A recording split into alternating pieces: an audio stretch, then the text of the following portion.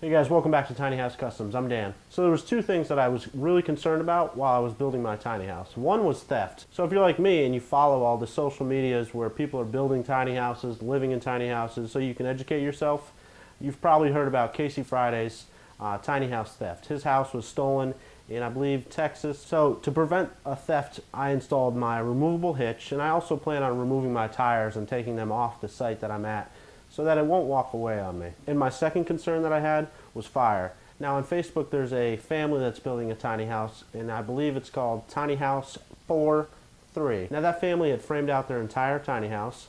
Their exterior was basically completely done, and they had started working on the interior of their tiny house. Now what they had done is taken the rags that are used to stain and polyurethane and mineral spirit, whatever the finish that they were putting on their wood, and they had taken them and put them in a pile and put them in the corner.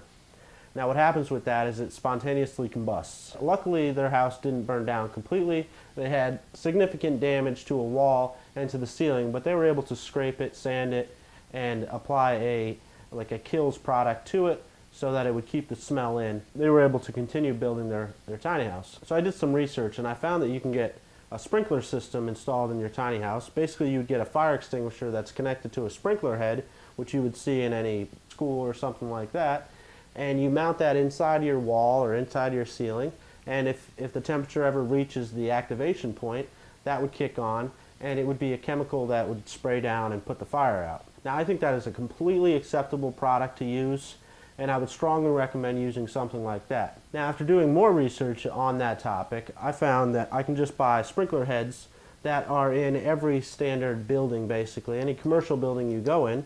And I got these on eBay for $10 each. So what I've done is I teed off my water system, and I have a point in the crawl space where I'll have one of these, and I have one that'll go right up here. Now these things I believe have like an 8 to 10 foot reach, which is basically my whole tiny house. So if I put it in the dead center, up by the ceiling, it'll get the kitchen and living room.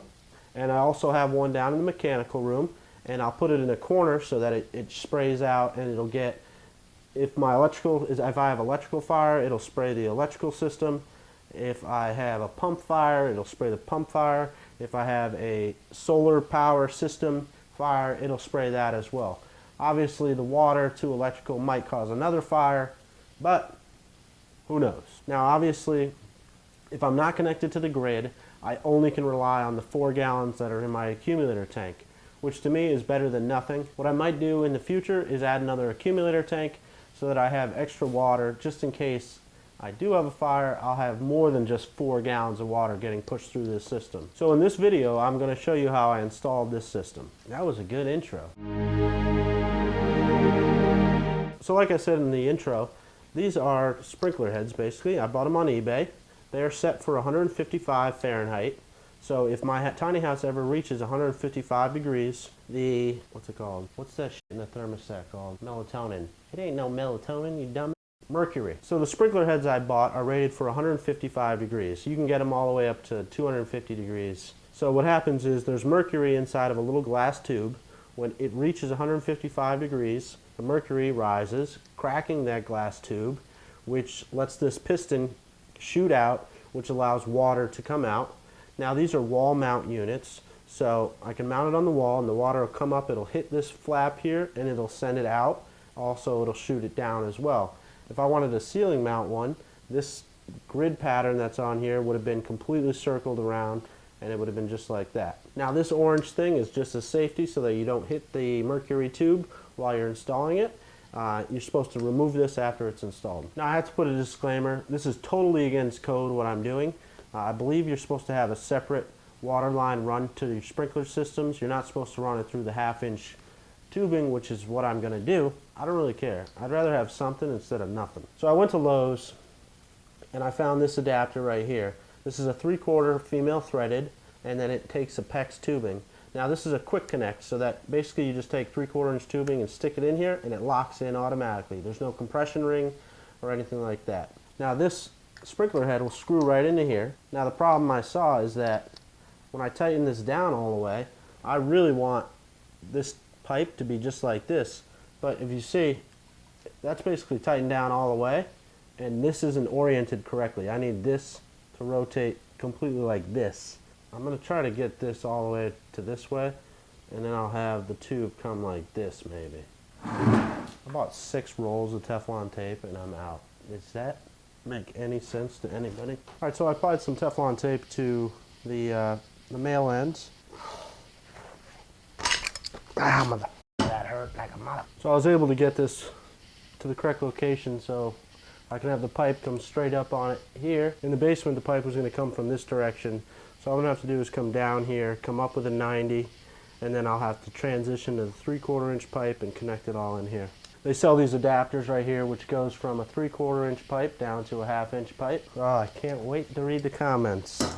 Your flow isn't right. Now you can get this type of fitting for all your PEX tubing, but it does cost almost probably more than double the regular price. You just don't have to get the compression rings, and you don't need to buy that tool. It just connects right in. So when you get these fittings, it's going to come with this little white piece. This piece right here goes inside of the tube, and then you just take the pipe and you stick it in, and on the instructions there's a gauge to make sure that you get full depth, but if you listen to it, you can hear it click in. I saw one guy on YouTube take the compression ring and place it where it's got to go, and then take a pair of pliers and just slightly crimp it so it bites on. So now I can crimp this down onto the adapter, which goes down to a 1/2 inch. Now the one in the basement is going to come down and connect into this. I needed to put a 90 so it'll turn up. So I put the adapter on and then I installed the 90. So I'll crimp these on before I install it. So then when I go down there, I can just screw this into the location it's going to go, and I'll just have to do one compression ring in that confined spot. Don't drop those, they're expensive. Now on the plus side of these quick connects is you can still turn this pipe completely. You could still turn it when it's with the compression ring on it, but it's a little harder, and probably not a good idea. So that's a plus. You can still move this around, so the orientation doesn't matter. So these 2 fittings are made and ready to get installed. Drop it. Good, you dumbass. So in the crawl space, I ended up extending this tube, adding in this T here. I've also installed this shutoff valve. So if the sprinklers are activated without a fire, if like I hit them or something, I can come down here and shut the water off so I don't flood the house. Alright, so in the crawl space, I have a electrical panel over here. I have the water pump, and maybe one day I'll do the solar batteries and all that stuff will go right over in this corner. So those are 3 points which could cause fire, plus the propane on-demand hot water heater. So I'm trying to figure out where I should put this sprinkler head so that it'll cover everything. I was thinking originally to put it right here. Right here? No. No. No. No. No. Bing, bing, bing, bing, bing, bing. If that pipe wasn't in the way. I mean, that ain't too bad. I screw that on right there. Yeah, that'll work. I think I'm going to put it right here. Possibly.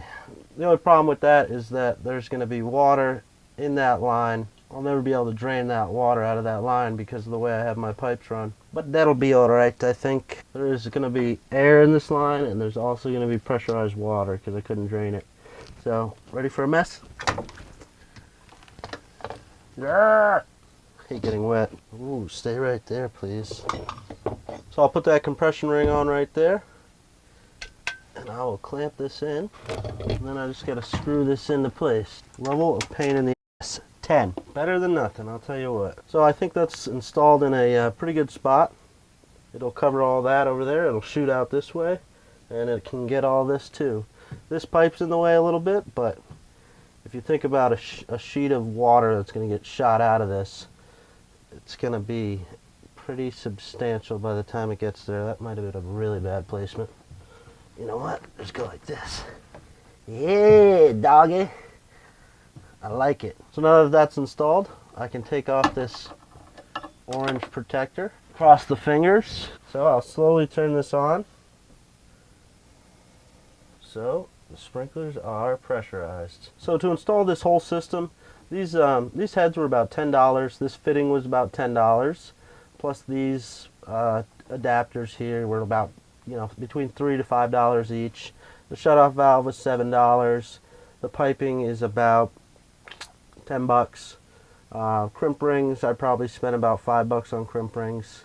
So for the entire system, 2 sprinkler heads, and everything that I need. It was under $100. Now I did some more research. I'm probably going to buy a horizontal accumulator tank, as big as I can get one, which those are about $150. So I'll end up putting another huge accumulator tank here. That'll give me more water storage. Alright guys, thanks for watching. This entire system was under $100 for me to do. And I think it's pretty cool. I mean, first I've ever seen in a tiny house. Cheap insurance is what it is. Obviously there's some code violations. Probably the whole thing is a code violation, but you know, like I said, it's better than nothing. So, but anyways, thanks for watching, guys. If you're new to my channel, please hit that subscribe button and you want to follow my build. If you liked the video and felt it was helpful, please give it a thumbs up. Be sure to leave your comments down below letting me know what you thought. And also, if you really want to show me some love, click right up there in that top right corner and show me some love. Thanks so much for watching, guys. Got some electrical. Pretty cool. What are you doing? Oh, chilling out, relaxing now, shooting some b-ball up out of the side of school. When a couple of guys, you know, they're always up to no good, because they're men. Alright guys, thanks for watching. Do I look like a porn star? Probably. You just get along. Woo! Is that it?